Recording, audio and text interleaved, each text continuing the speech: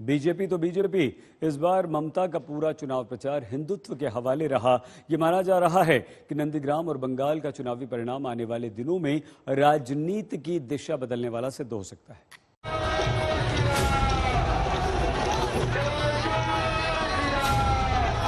जुलूस को देखकर कितना कॉन्फिडेंट फील कर रहे हैं? निश्चित रूप में नंदीग्राम सीट पर शुभेंदु अधिकारी बड़े मार्जिन के साथ जीतने जा रहे हैं और यहाँ भारतीय जनता पार्टी का परचम फहराने वाला है।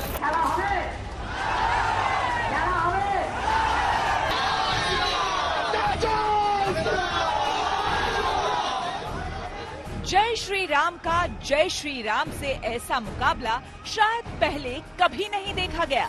ना हिंदुत्व की ऐसी होड़ दिखी, ना धर्म के नाम पर ऐसा धुआंधार दिखा।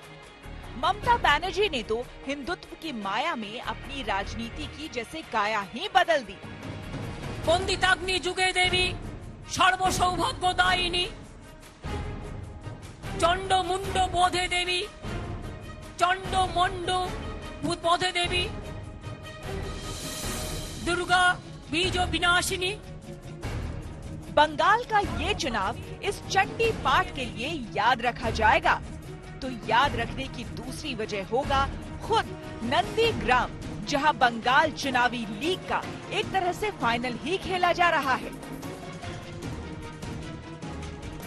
नंदीग्राम में कल मतदान है, लेकिन प्रचार के आखिरी दिन का घमासान बहुत कुछ बता देता है।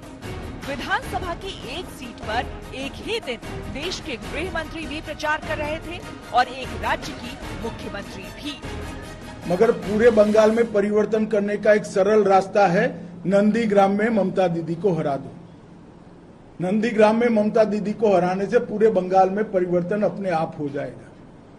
और ये जो माहौल है पूरे बंगाल का, नंदीग्राम जी उससे अछूता नहीं है।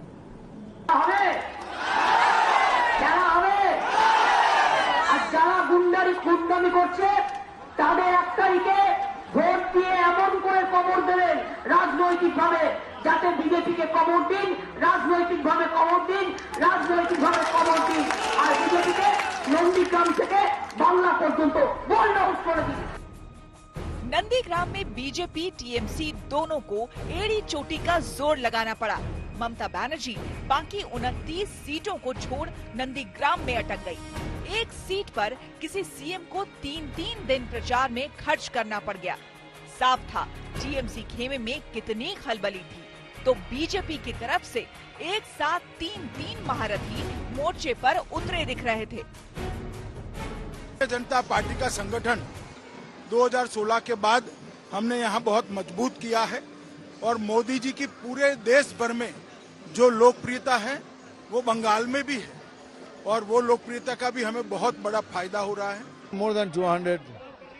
मोर देन 200 इतना कॉन्फिडेंट कैसे फील कर रहे हैं? आपने मुझे पूछा, मुझे जो लगा मैंने बताया।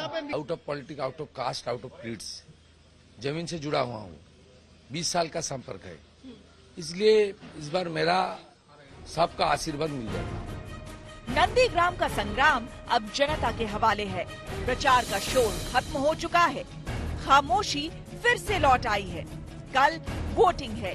जनता के दिल की गहराइयों में उतरने की कोशिश दोनों ओर से हुई। उसका कल इम्तिहान भी हो जाएगा, लेकिन नंदीग्राम का नतीजा नई इबारत लिख जाएगा और ये तय है। नंदीग्राम से अनुपम मिश्र के साथ आज तक ब्यूरो।